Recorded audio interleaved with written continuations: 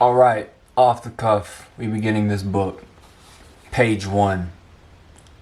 In the beginning, all things are hopeful. We prepare ourselves to start anew. Though we may be intent on the magnificent journey ahead, all things are contained in the first moment. Our optimism, our faith, our resolution, our innocence. In order to start, we must make a decision. This decision is a commitment to daily self-cultivation. We must make a strong connection to our inner selves. Outside matters are superfluous. Alone and naked, we negotiate all of life's travails. Therefore, we alone must make something of ourselves, transforming ourselves into the instruments for experiencing the deepest spiritual essence of life. Once we make our decision, all things will come to us. Auspicious signs are not a superstition, but a confirmation. They are a response. It is said that if one chooses to pray to a rock with enough devotion, even that rock will come alive. In the same way, we choose to commit ourselves to spiritual practice, even the mountains and valleys will reverberate to the sound of our purpose. This is the moment of embarking. All auspicious signs are in place. Boom. Pretty insightful stuff right there. It's your boy Luce, HALLUCE. But on this channel, we going by the triple O's. Second channel business. Today, it was a very hectic day. It was worse than Black Friday. I think Black Saturday should be a thing because of how crazy it got today. Plus, on top of that, it rained really hard. That's Texas weather for you. You can't predict what Texas is gonna do. Texas is a crazy bitch. So, I had to deal with drenched, soaking wet clothes as I was dispensing orders left and right to customers. It was not pleasant. I was walking like a damn robot. All the bitches was looking at me like I was some sort of Prince Charming figure. I felt gazes left and right, man. You should have seen them, bro. I was making them wet by being wet. What a paradox. But yeah. I want to talk about the growing tides that is turning in America. And when I go on social media, I'm pretty sure a lot of y'all that are tapped in, there's like two things that are really blowing the hell up right now. And it is Hyperborea and Argartha and Nick Fuentes. You can't get away from either of these. You got Nick Fuentes blowing up. He's everywhere on every interview, and he's about to get interviewed by Piers Morgan. I think that's going to be a shit show. I think that Piers is going to come across very antagonistic, and I think it's going to be Nick's first interview that he gets with a lot of pushback, and I can't wait to see that when it comes to fruition.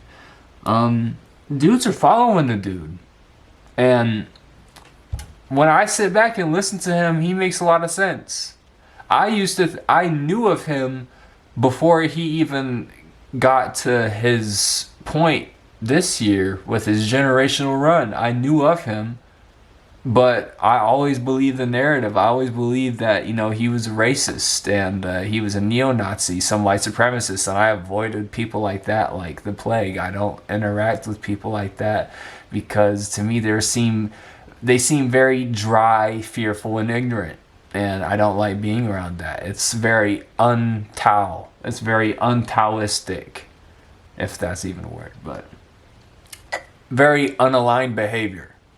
And I avoid that like the plague. But that being said, after listening to the man speak for himself and not believing the narrative that I'm being fed by people on both the moderate right and the left and the far left, I think the guy is just a average guy. He's a religious guy, sure. He's a Catholic, devoted to not only God, but his political cause.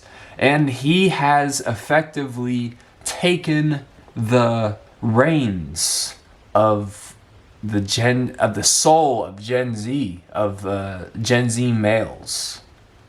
And who knows what he's gonna take? Who knows where he's gonna take them? Who knows where he's gonna take this movement? But honestly, guys, I don't think I'm crazy when I say that I think Nick isn't gonna make it past 2028.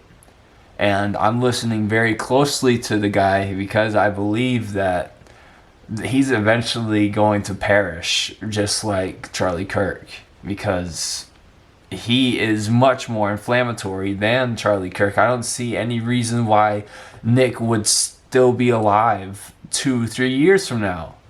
And I expect the worst, because obviously what Nick talks about, they don't want being the mainstream narrative.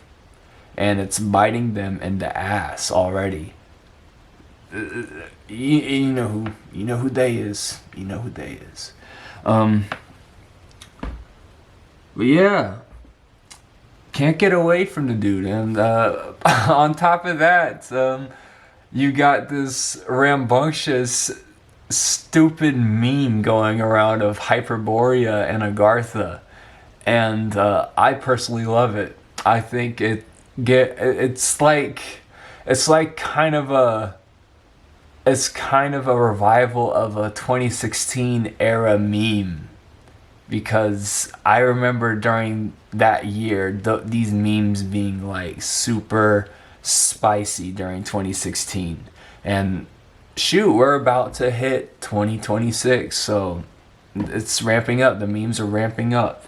I remember even in 2015 they were ramping up and they were getting super spicy. I remember like Dat Boy, probably the popularization of Pepe began around this time. Primitive Sponge, a whole lot of memes like that, just really taking the internet by storm. And Hyperborea feels like that, but on steroids. It's like a genre in of itself.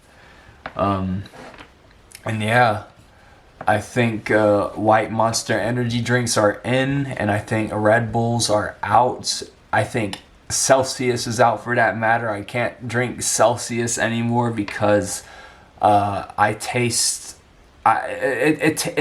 so bad once you realize that it's being advertised by Jake Paul, and not the biggest fan. You ruined boxing, buddy.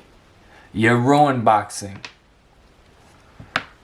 Anyway, I'm getting off topic, and frankly, I don't have too much to even talk about other than that. I feel like that's all that I'm absorbing is, all what's happening amongst Gen Z males' minds. I talk about it with people at work. Like, this shit is shaping our consciousness, and that's either gonna be for the better or for the worse. I hope it's for the better. We can only hope it's for the better.